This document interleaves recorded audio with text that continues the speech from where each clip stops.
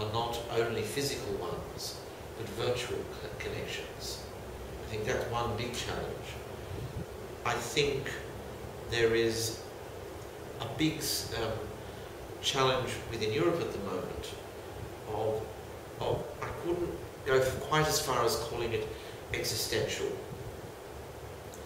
I think there have been moments in European history quite disastrously that are existential crises. I don't think that the current arrangements in Europe are of that order. I think it's important to put them in a certain perspective. As acute, as damaging and as challenging as they are, I don't think they are yet existential. They might become so if not properly managed and used, but I don't think in their essence they are existential. But I think that Europe particularly, and indeed the developed world, needs to come to terms with a much altered set of circumstances in the world. And I think that can be exciting, and I think it can offer great opportunities. And it offers great opportunities when one thinks about those opportunities speaking to you in Singapore. What I'm specifically referring to, I guess, is the degree to which the world is moving, at least economically, closer to this part of the world. I don't believe that it's automatic that a relatively short period of, in terms of human history, a relatively short period of European hegemony is automatically going to become replaced by some other kind of hegemony or some other kind of all-pervasive power. It could be in a more complex way that a degree of hegemony from European ideas will be mediated into something more like a set of parallel worlds that compete, possibly, or coexist, preferably, and that one has to understand the philosophical undercurrents of Asia and Europe, of South America and Africa, to be a responsible citizen in the world today.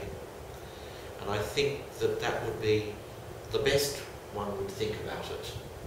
The worst of it could be insularity, competing tribalisms, and a rather devastating parochialism.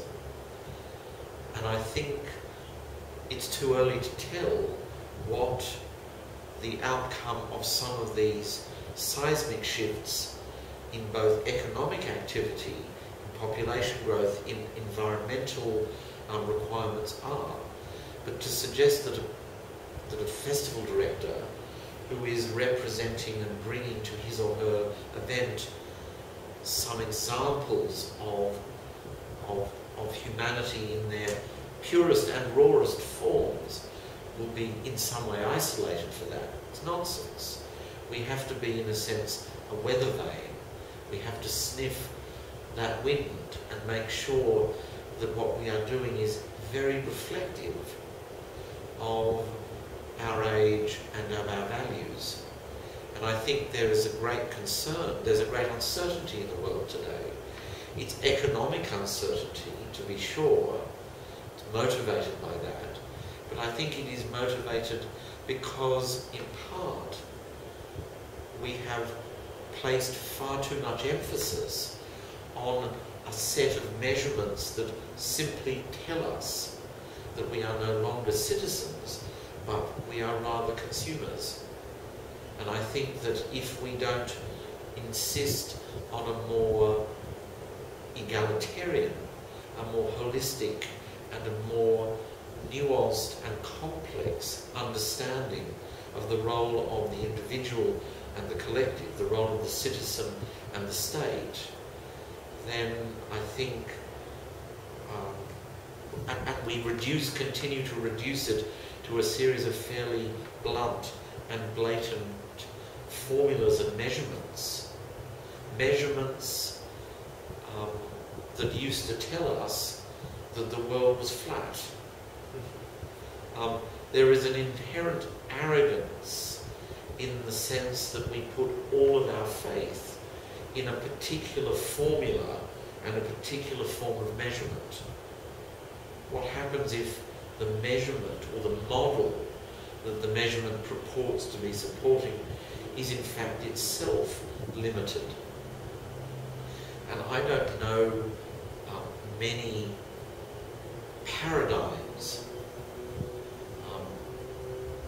in the history of humanity that have been complete and perfect.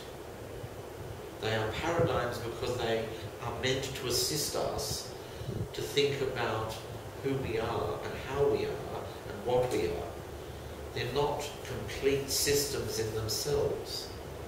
And I think there will always be a tension in humanity between the desire to be ideological in the pursuit of a complete system and the much more complex idea that any system or any model of any system is incomplete and that the world is so much more rich, diverse and complex.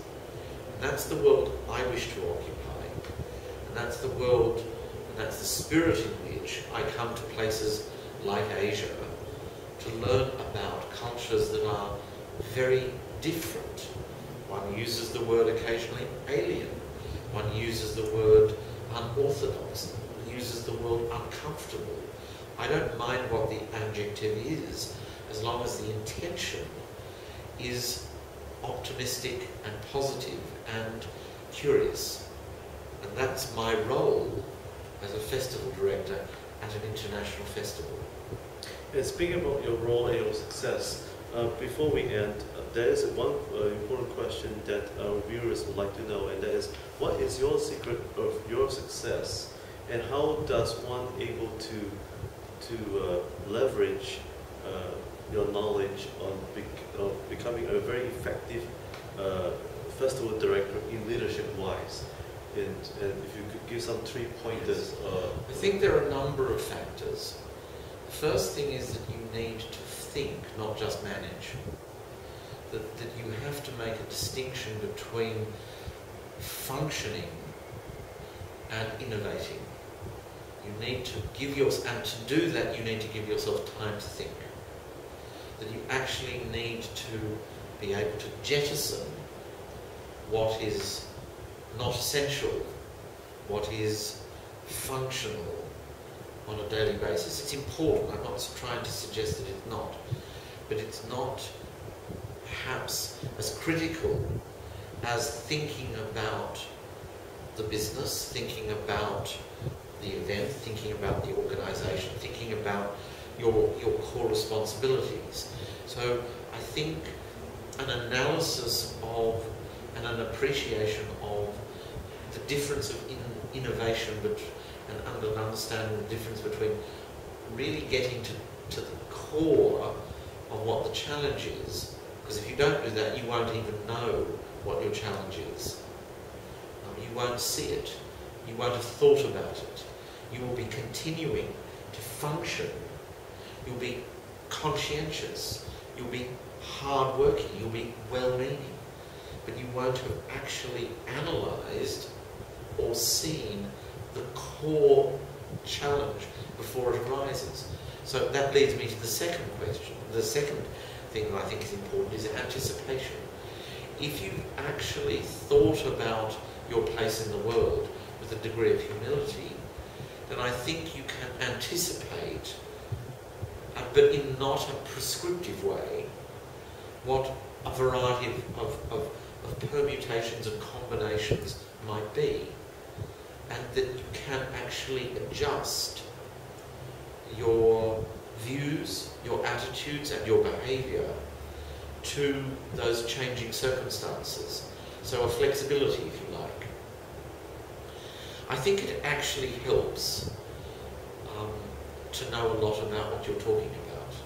And in this way, I think some management structures that emphasize the importance of management discipline and that the disciplines of management can be applied universally are unhelpful, because the way in which you manage a university or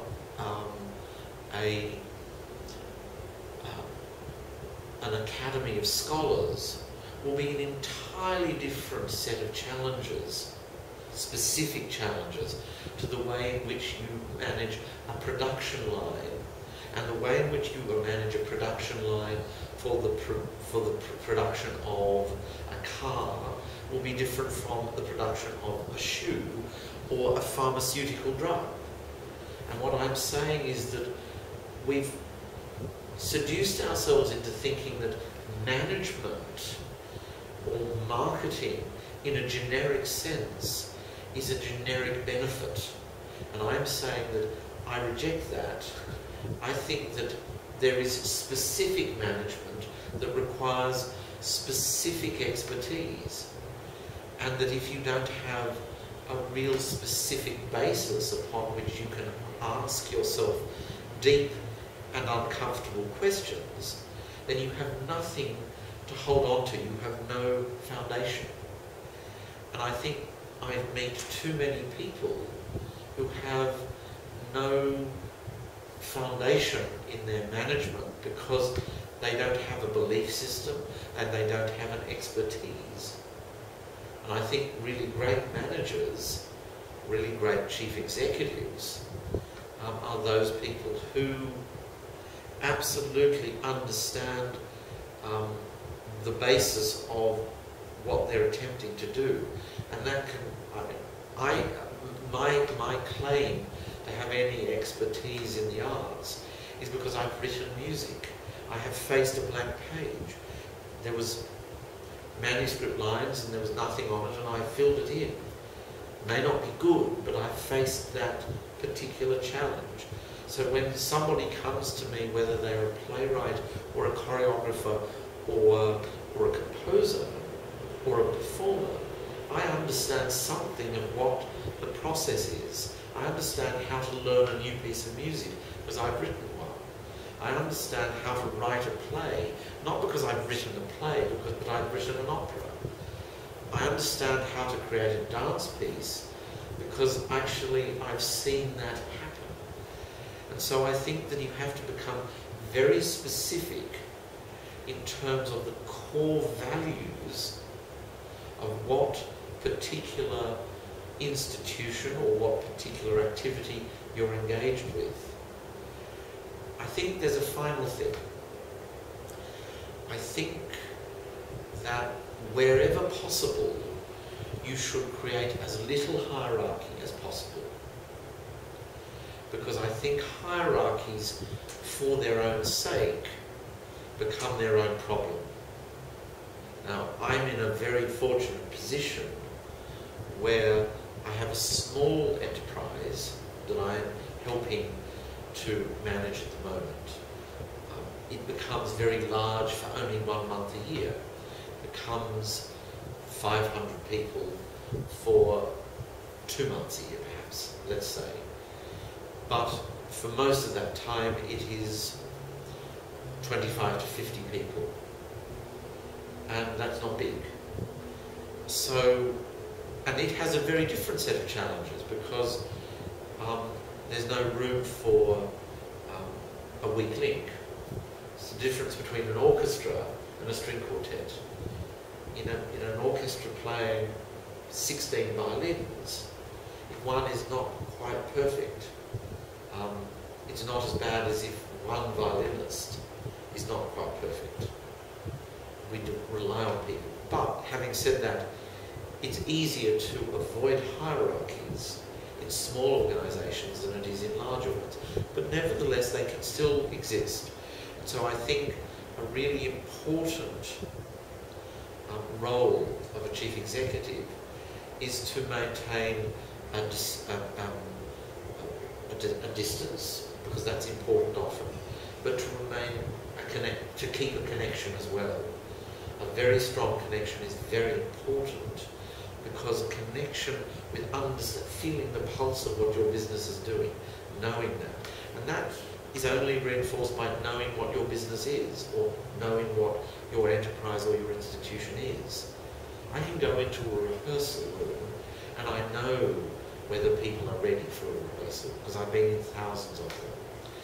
My father, who was a very brilliant surgeon, could go into an operating theatre and he knew which of those people in that operating theatre to ask what. He just had, you develop almost an instinct. And I think that some managers, because they don't know enough about their businesses, don't develop that instinct to a sufficient degree. And it's not helped by hiding behind a hierarchy. You have to expose yourself in removing a hierarchy. You have to have structures in place. I'm not arguing with that, but you have to continually assess them.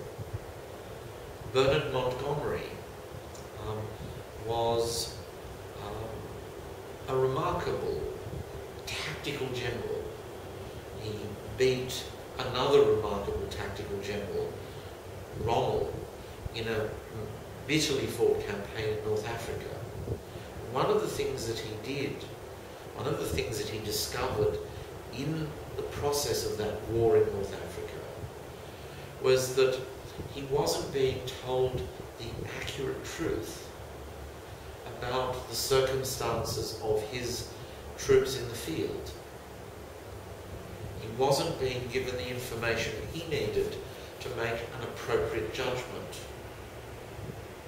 He was either being told an inaccuracy out of a false sense of heroism by a field commander who absolutely felt that he had to soldier on and he couldn't complain.